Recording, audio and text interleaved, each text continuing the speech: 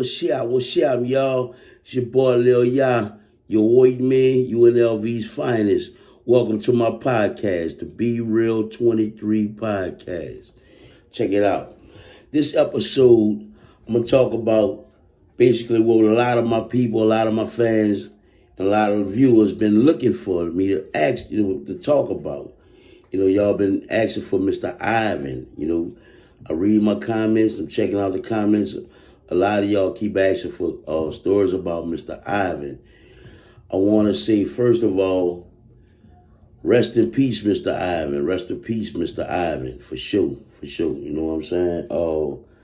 Ivan came along. I don't have too many memories about Mr. Ivan, but he came around in I want to say 1995, the end of 1994, and signed with Cash Money. I don't have no kind of idea where they found Ivan or who connected the links to get him to sign or even meet Cash Money Records.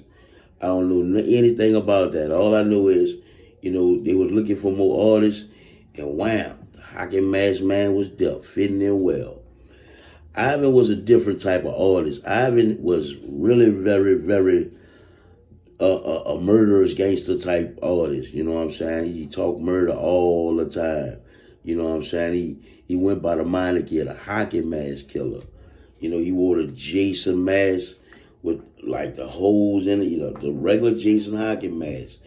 Actually, I can remember all the shows he would come out with the mask on, and everybody be looking like, whoa, who's that? However, he would rap for at least maybe 20 minutes on stage before he even take the mask off. Ivan was serious with it, man. The Hockey Mask Killer.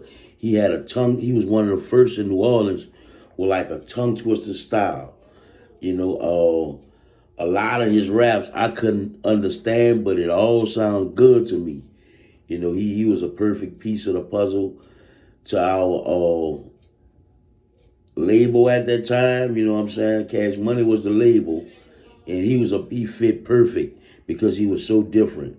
You had other cats like Mystical, Bone Thugs. A lot of different people doing tongue twisters. So Ivan really representing Cash Money with it. You know what I'm saying? And I later found out that Ivan moved to Atlanta. He was still doing his music thing out there, whatever. Like I said, unfortunately, he's deceased now. I never really, I don't want to speak on, what I heard that he died of, because I don't know for sure. So I'd rather leave that alone. I ain't gonna speak on nothing I don't know for sure. You feel me? For real, for real. But yeah, man, we lost Ivan. I want to say I know it was after the storm, definitely, but I want to say it was around 2013, 2014, something like that. Ivan passed, man. Yeah, Mr. Ivan, bro.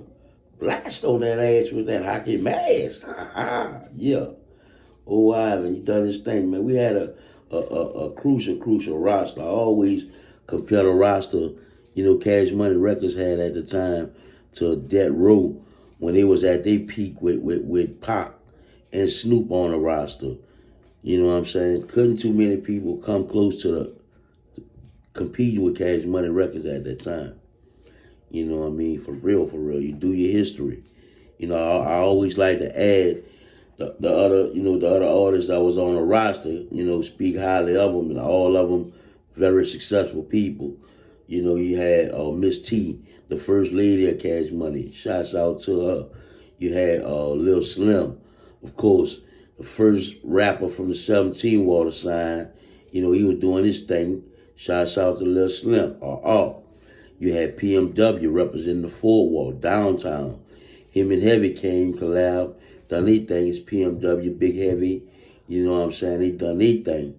We also had Kilo G, of course. Rest in peace, Kilo. Kilo's holding the 1.5 down.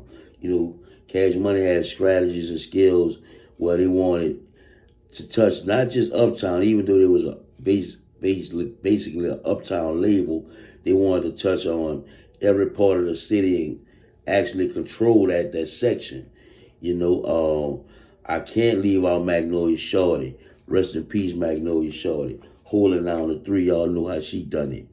You know, BG, the 13 Wall Uptown area. You already know how the U done it.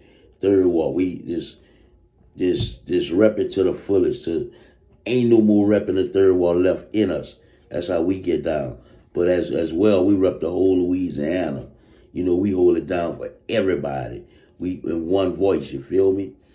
We who I want. I don't want to leave anybody out on the roster, man. I promise I don't. Lil Wayne, the greatest of all time, man. Come on, yo, man. That roster was just crucial, bro. And Mr. Ivan, you know, even though this up about Ivan, I just had to mention those cats in there. You know, of course, we had the great Manny Fresh doing his thing and holding all us down. You know what I mean? But yeah, man, the times was awesome.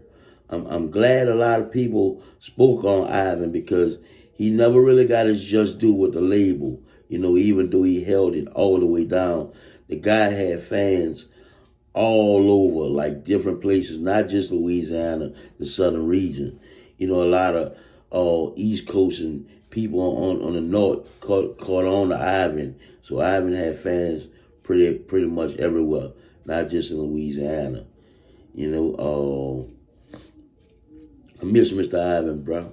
You know, like I say, I ain't got too many stories about him because we never was like together, click clack all the time, like like we would be with a Lil Slim or a Pimp Daddy. Yeah, how can I leave Pimp Daddy out?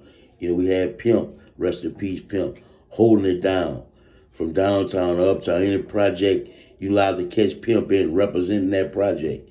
You know what I'm saying? That's how it went, and that's the real, yo. And I promise, I'm gonna keep it 100. You feel me? So I need y'all to hit that subscribe button. Hit that like button if you like it. You feel me? For real. Tell a friend about my podcast. Holla at your boy. UNLV for life, baby.